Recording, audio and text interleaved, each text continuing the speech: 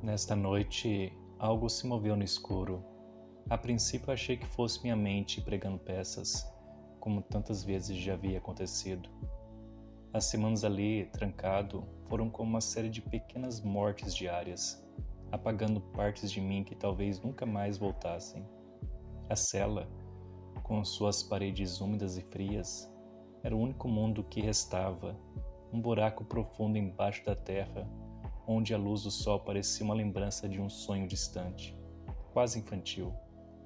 Mas os símbolos gravados nas pedras, aqueles que sempre parecem apenas marcas antigas, começaram a brilhar, não de uma luz real, mas de algo mais. Algo que me chamava, me atraía, como se soubesse o que eu sentia antes mesmo que eu pudesse formular qualquer pensamento coerente. Os primeiros dias foram os piores, a fome corroendo meu estômago, as alucinações de água escorrendo pelas frestas e, sobretudo, o silêncio. Um silêncio que não pertencia ao mundo dos vivos, como se tudo ali estivesse morto por milênios.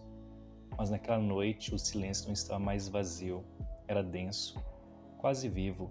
Havia algo, alguém comigo na escuridão. Eu sentia, embora nunca tivesse coragem de me virar, que havia olhos sobre mim. Ouvi um sussurro, ou imaginei ter ouvido, vindo de algum lugar que não era nem da cela, nem de mim. Desde então, passei a falar sozinho, minha voz se espalhando pela cela, batendo nas pedras e se esvaindo no nada. Mas ainda assim me confortava.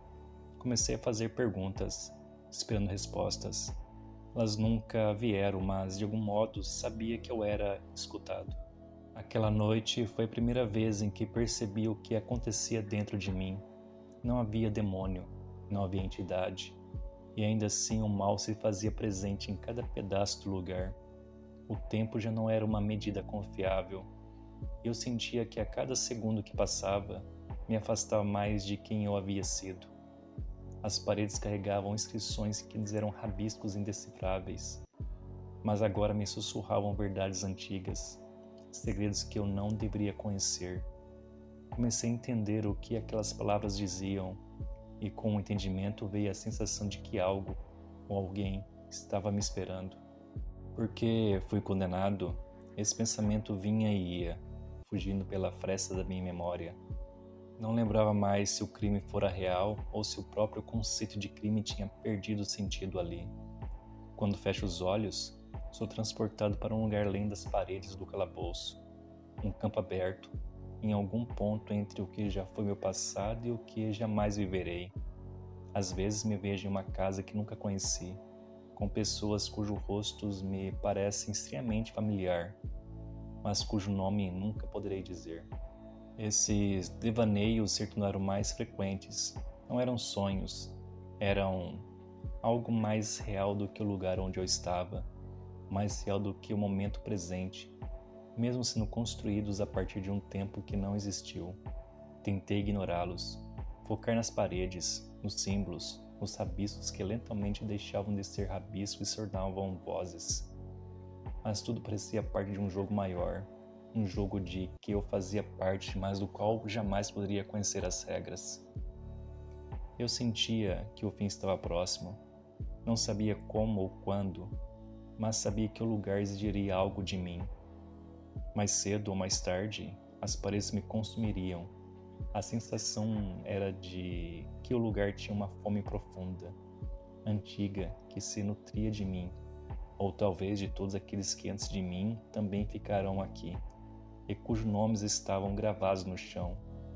Olhei para baixo, e ali estavam eles, todos os que haviam sido esquecidos, mas de alguma forma deixaram suas marcas. Quando foi que comecei a gravar meu próprio nome ali, junto aos outros?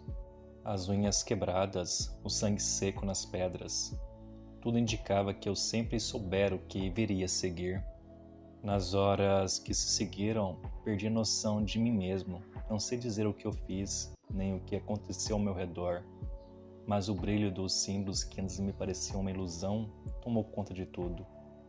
Fui sugado para dentro deles, me fundindo ao próprio calabouço. Senti o momento em que deixei de ser humano, em que minha carne se tornou uma parte do lugar. Não havia dor, Só uma aceitação profunda e inevitável. Agora estou aqui. Sempre estive aqui. Eu sou a cela, os símbolos, as paredes, o calabouço que vive em mim e através de mim. Sou o prisioneiro e o carcereiro. Não há fuga, porque nunca houve lugar para onde fugir.